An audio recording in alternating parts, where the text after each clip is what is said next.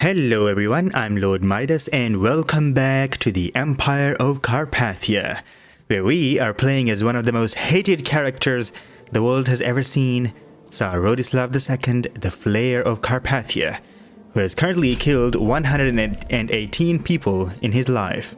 A very, very cruel character. And in the last episode, we went ahead and killed an eagle, a giant eagle that was killing a lot of people in our land. And we were also stacking up on more people that we were killing by antagonizing them, making them our rivals, and dueling them to death.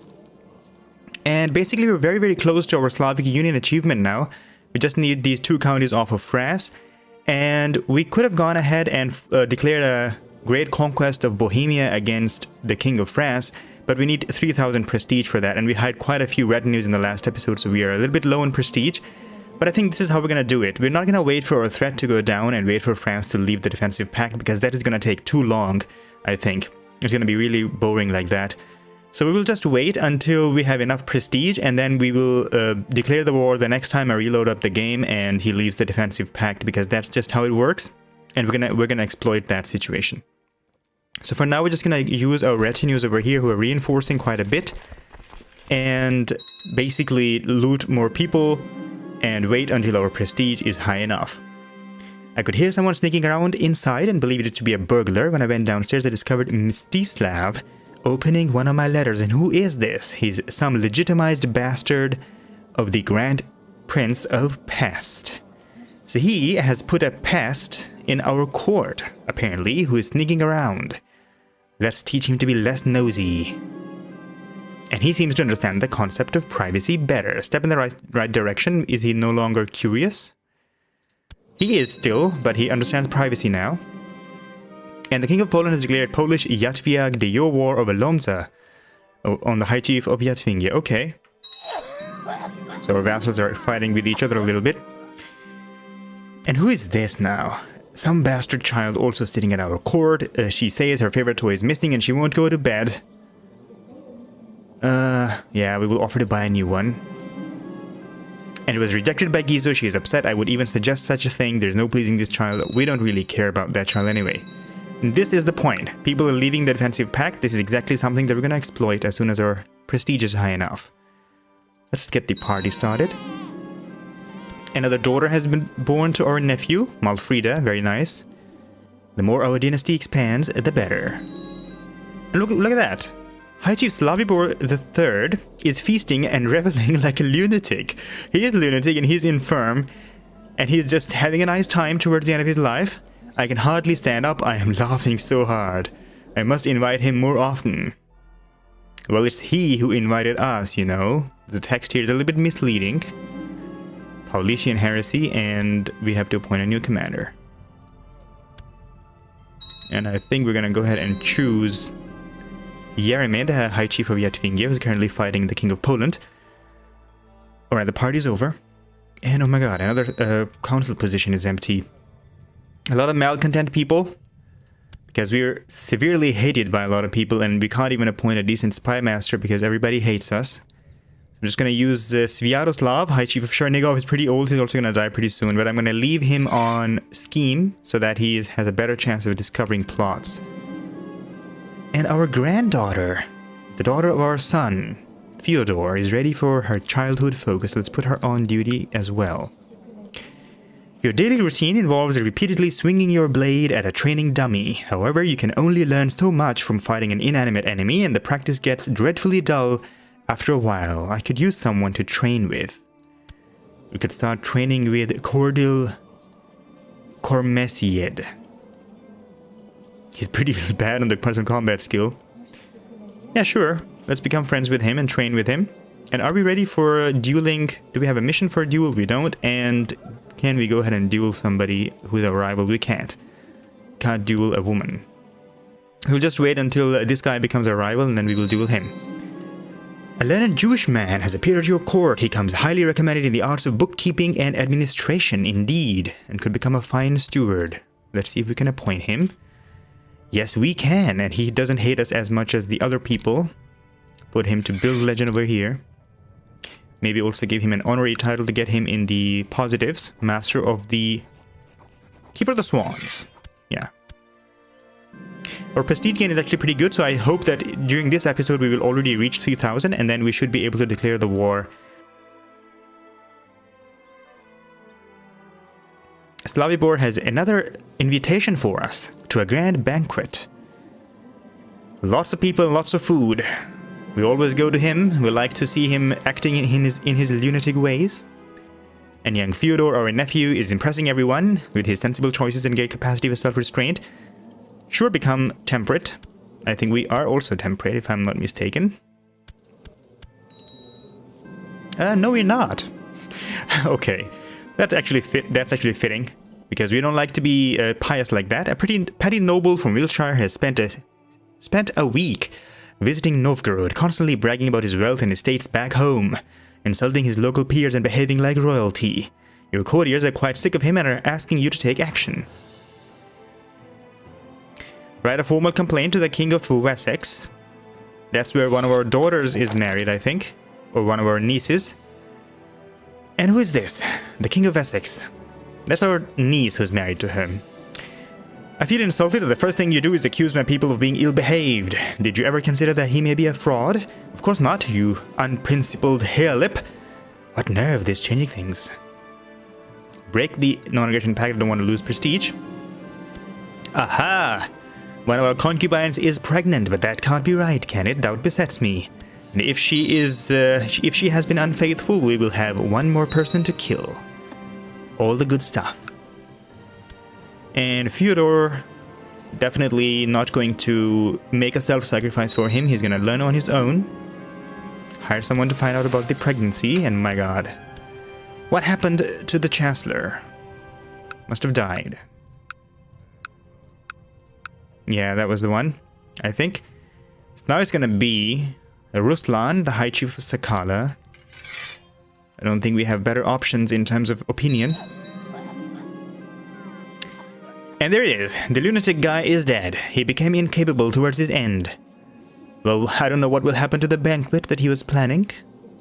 His child, High Chief of Bohemia, his son, who is now the High Chief of Bohemia, doesn't hate us, but also doesn't like us quite a bit. Alright. Okay, so let's try to sway our wife a little bit more. Use the influence that I have over my tribes. I'm not gonna lose prestige, this is not a good idea. She didn't find anything suspicious about the pregnancy.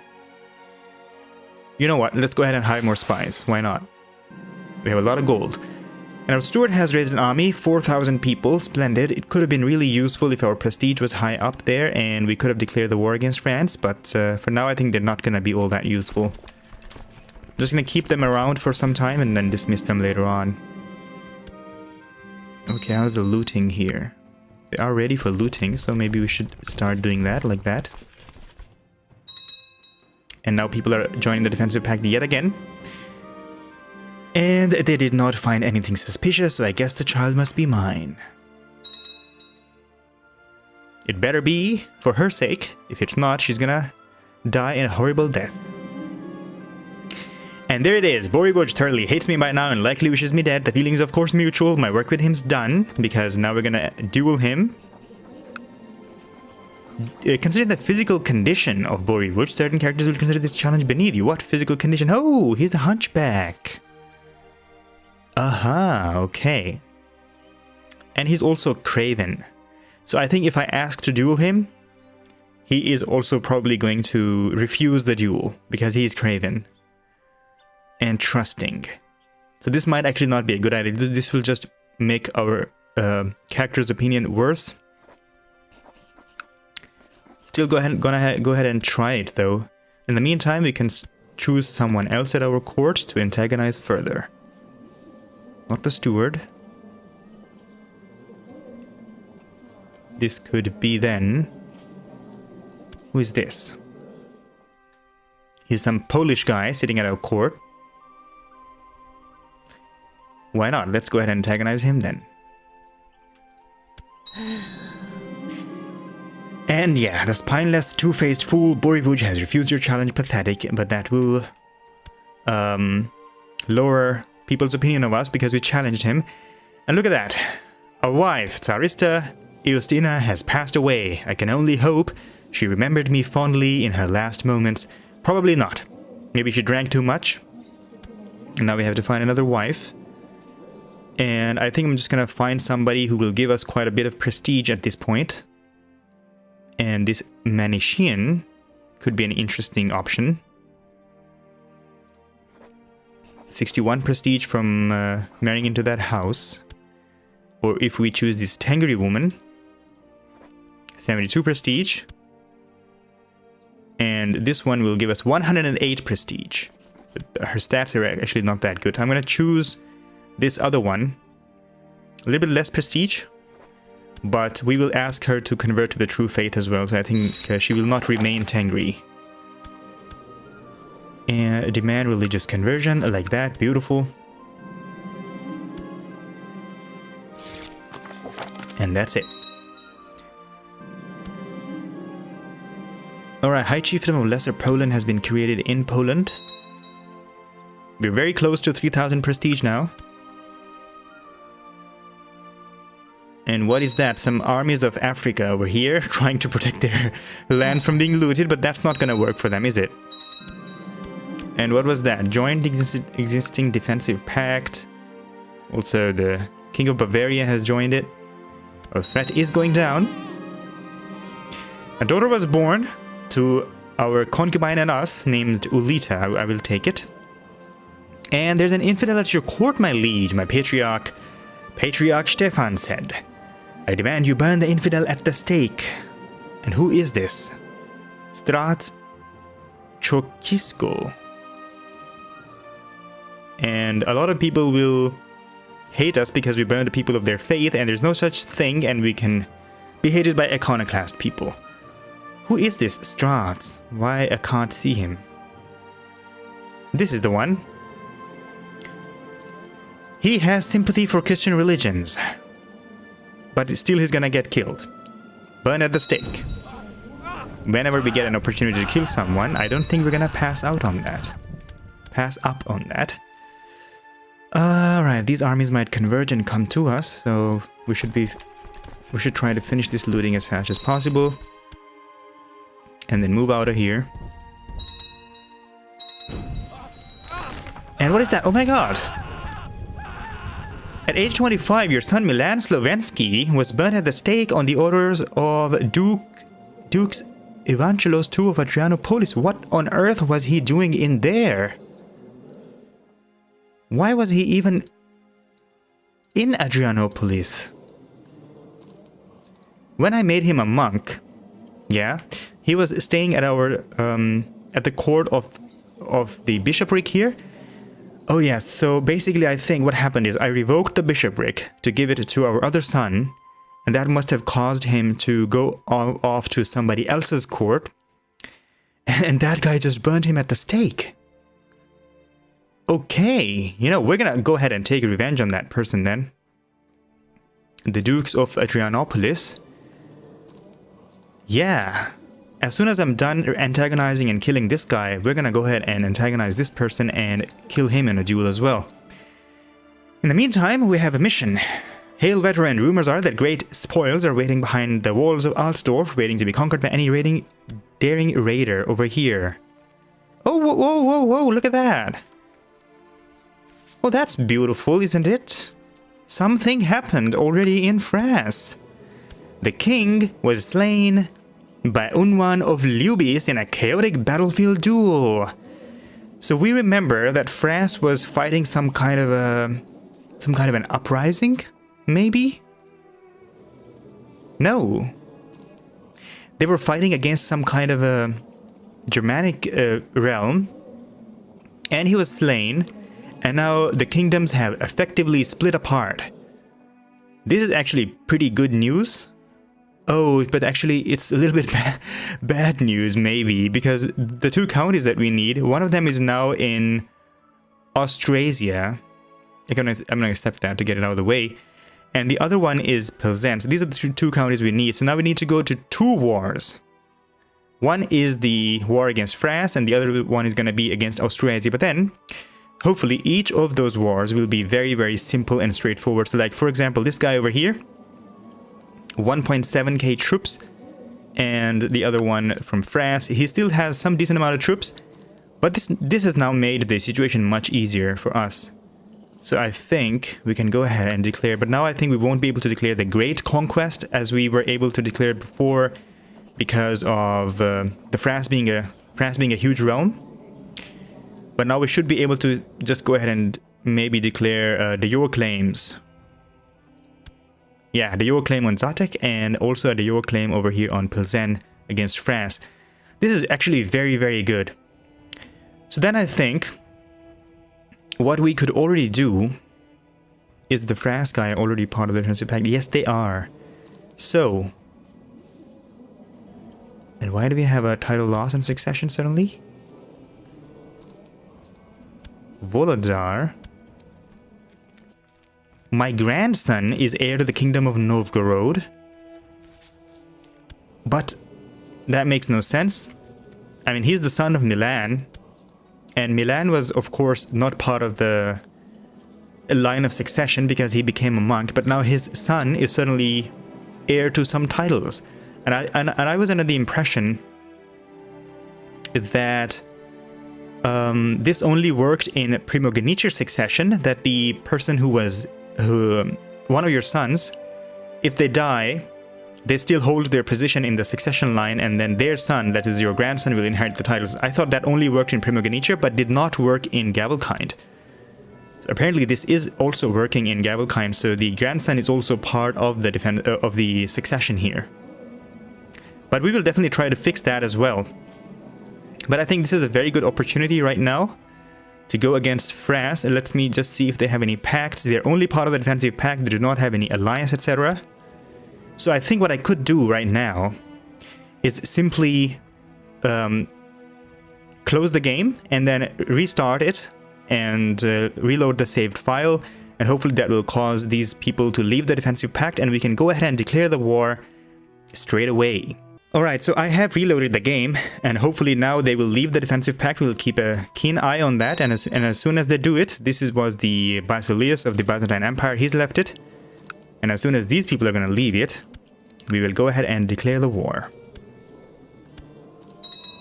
And just going to wait and keep a very careful eye on it before they leave and join back. Okay, that's one of them. The King of Austrasia has left the defensive pact. And what is this one? The King of France has also left us. Both of them are out of the defensive pact, making it the perfect time to declare a couple of de jure claims. And the council is also approving this time. So the last time we were checking it before reloading the game, the council was not approving, but now they are. Okay. De jure claim on Zatek. I'm just going to make sure that this is the county that we need. Yes, Zatek and Pilsen. So de jure claim on Zatek, and against against France, we will declare the de jure claim on Pilsen. And now people are not going to vote, yeah, because they're pragmatists, and they don't want us to have multiple wars going on, and the opponent is too strong, they say. Well, I tend to differ on that point. So who is actually not voting? We will fix them. Who are they? Returning a favor to Ruslan the Good. This one, who is our chancellor, and he's a pragmatist. Maybe put somebody who's a glory hound? Or a loyalist? King of Pomerania. Yeah, I think we're gonna put him on. And hopefully that will already sway the people in our favor. Yes, they do. Okay. So de jure claim on Pilsen. Declare that. And now, will our allies join us? A lot of people will not join us. Yes. That is very sad. But I still think that we have enough troops of our own, including our retinues over here, that we should be able to take on both these kingdoms. Okay. So let's then raise our armies, and then let's combine somewhere over here. This is pretty good. A lot of people are not going to join our wars. But this is pretty good that we are able to go ahead and declare these wars. Save a lot of time, especially for the viewers here. Otherwise, we would have had to wait for quite a few episodes to wait for the threat to go down. And I think for the future, we're always going to turn off defensive pacts for all of our future Let's Plays. And a son was born to our heir, Fyodor. A Rodislav. Sure. And another fleeting. Can we win this one finally? We've never won a fleeting in our life so far. Vegrava calls my name from the other side of the dining hall, standing on one of the long tables, challenging me to a fleeting. Vegrava starts mocking me for my lack of ambition, claiming that I have scarcely lived up to my title of Tsar. Okay. No place is as desolate and maggot-riddled as your womb. This is good against lustful people. She is lustful. Oh my god, she's also a lunatic and infirm and frail. Horrifically scarred. Maybe that's why she became a lunatic eventually. Saying you are the dullest woman I have ever met would give you too much credit. This is good against shy people and envious people. Not every Meshara can be satisfied with so little. Good against ambitious and proud. I think I'm gonna go ahead and choose the lustful one again, as we always do against a lot of people. And there it is. The crowd sided with her, I lost my temper. And challenge her to a duel. Considering the old age, certain characters will consider the challenge dishonorable, but we will still do it. Give her a couple of more scars. Or maybe the last scar she will ever get. My wife is pregnant, but I was away, wasn't I? I don't think so. We were paranoid, I think. And she has chosen to accept the challenge for one last scar in her life. My masterful short sword fit well in my hand, and around us the onlookers held their breath. I moved purposefully and struck once. I did not need to strike again. And once the duel was over, I mopped the sweat off my brow. And she gets one-eyed. Nope. I will show no mercy and kill her. Like that. My wife Patir has complained about me being absent so often, going ahead and killing people, and so when I found that I had some extra gold to spend, I decided to buy her something nice, maybe some sort of jewelry. She also hates us for being ruthless right now. Let's give her one of the best things. Ruby earrings is exactly what she needs. Alright, this will be actually pretty easy now. I'm very happy that the realms split apart. And now we can go ahead with the wars. It cannot be the father. Hire someone to find out because we are paranoid. Turn off looting. And ask all of my allies to attach to these armies. So that we can go ahead and assault some holdings, I think. Go ahead in Zatek. And our acquaintance. The wife of the King of Pomerania has died. And he only just produced 3 daughters so far, no son to inherit his titles, but our son is the heir to the King of Pomerania. I'm fine with that. The maid I hired has confirmed my suspicions. Oh my god. High Chief Izyaslav of Pskov is Patir's lover and the real father of the child. And he's also our kinsman. Where does he reside? In Pskov. Right next to us. Look at that. Living right next to us. Right under our nose. And having affairs with our wife. High treason. Indeed. And we will then imprison... Oh, people are not agreeing because they're malcontent. Okay. We will definitely imprison our wife as well. We do not approve of this kind of stuff. Let's appoint somebody else as the spy master who might not be malcontent. Oh, our wife is the only one that won't be malcontent. I think that won't really work very nicely for us. Who else is malcontent? The steward and the patriarch. Maybe we can change the patriarch? Yes, we can. Bishop of Solsi. Appoint him. And then I suppose we can imprison her. No, he's also not voting because he's been swayed by the diplomacy rating of other people. Probably the chancellor that we've got. No, the chancellor is on our side. This is really weird. I really want to go along with this and imprison these people who have been unfaithful to us. appoint the King of Poland as the steward then, I think. Maybe this improves the situation. Yes, it does. 73% chance. Safely locked away in my dungeon, awaiting her fate. We will execute her once the child is born. Or maybe even execute her even before the child is born.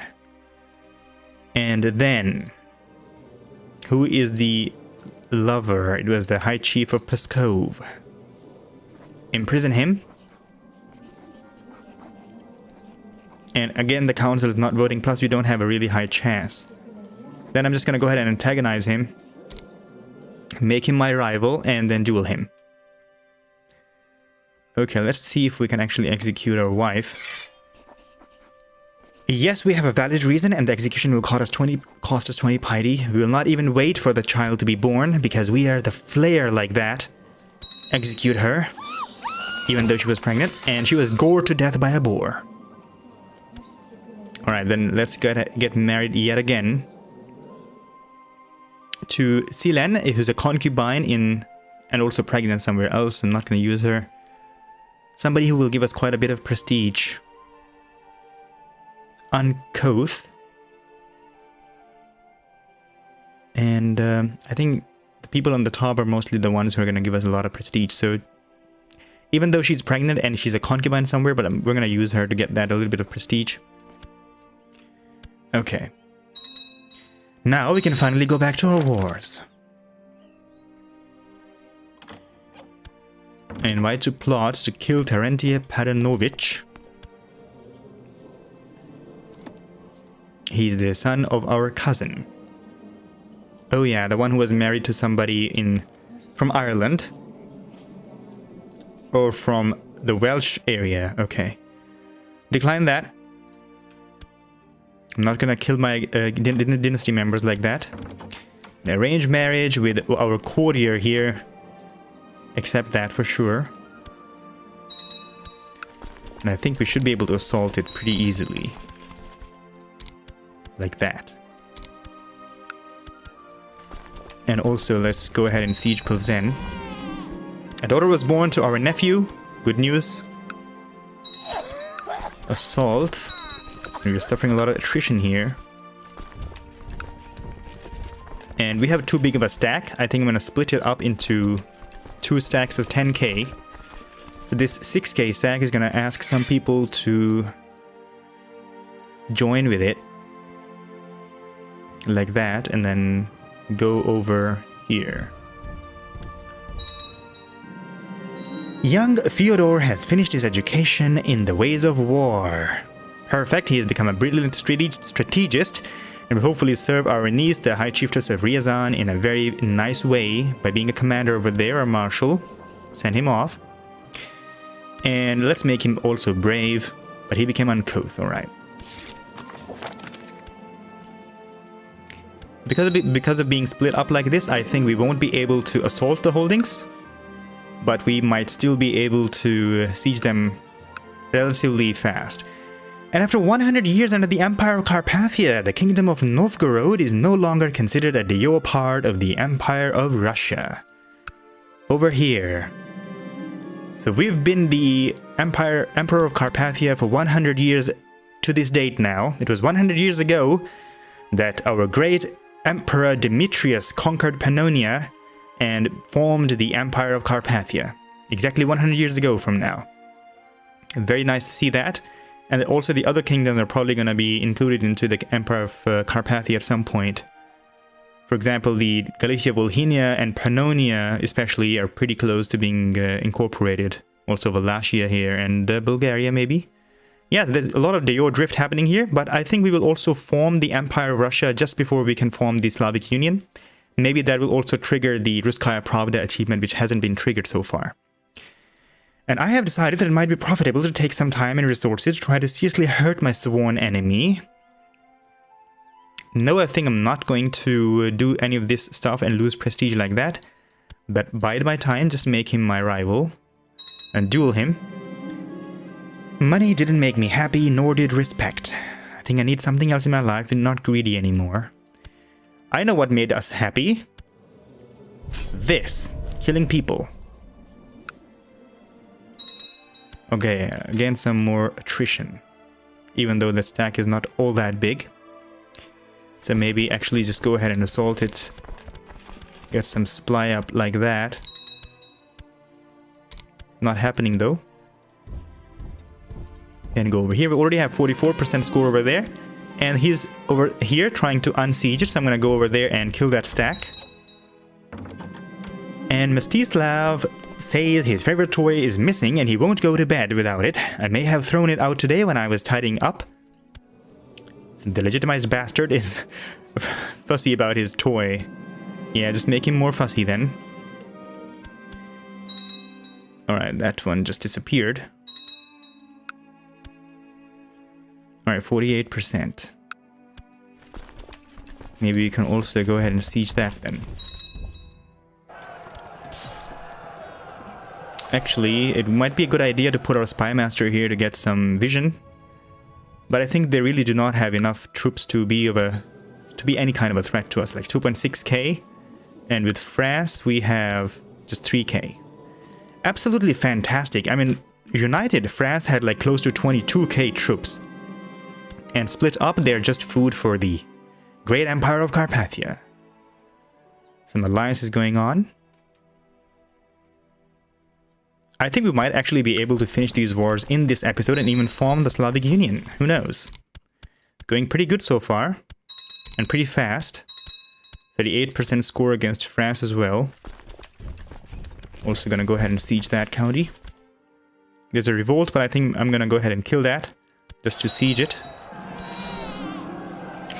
A daughter was born to Soronia od Novgorod and High Chief Iziaslav the Seducer named Emilia.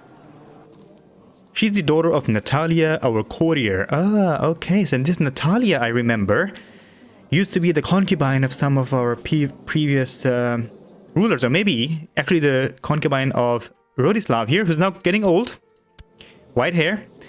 And he executed her, balls torn out, and her daughter now is also following along in the footsteps of her mother, having affairs with people and producing bastard children.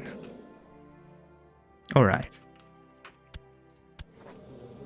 And why is he... Oh, look at that. Our son Fyodor is planning to kill us. Known plot, a lot of people. And look at that, Fyodor killed Rodislav the Flare. And one of our courtiers is also part of the pact. She's also highly suspicious. Stop backing plot. And maybe... Why doesn't our son stop the plot? He's considering an offer to end plot already. Okay. That'll work. It's very good that we have the spy master on scheme here to discover these plots.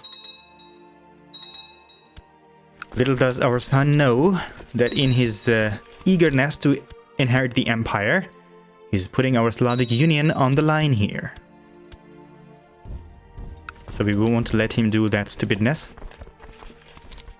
Assault. I think we're gonna continue to assault these holdings and make it much faster than sieging. Alright, kill these troops as well.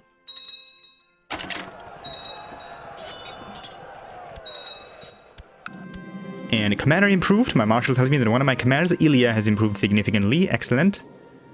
He gains a little bit of martial score. Call more allies to war, and he will decline. Okay. As he's growing older, I can see that Fedot could use some guidance in some of my experienced areas. It will require hard work and may not always be appreciated, but this is my chance to make a self-sacrifice for the sake of Fedot. He must learn on his own. I'm not gonna make self-sacrifices for other people's children like that. Assault. Go over here. And kill that army and come back. These wars have gone pretty fast, I think.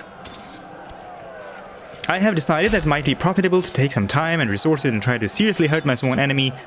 Nope, bide our time. Why is there no commander here? Yerime then. Assault that.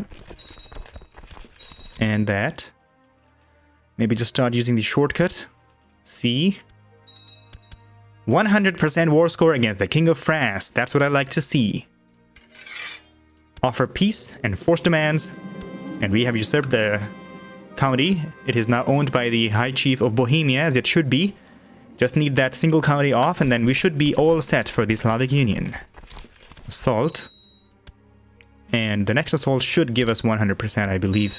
Yes, it does. And there it is. Important decision is available. Form the Slavic Union. Why can't we? Oh, we need 5,000 prestige. And completely controls the kingdom of Chernigov and completely controls the kingdom of Vladimir. That's also not true. Why not? Really? One of these counties has been lost? Kostroma, so our king of Vladimir, has actually lost a couple of counties here? Oh, that's so annoying. And also this single county here in Chernigov is missing.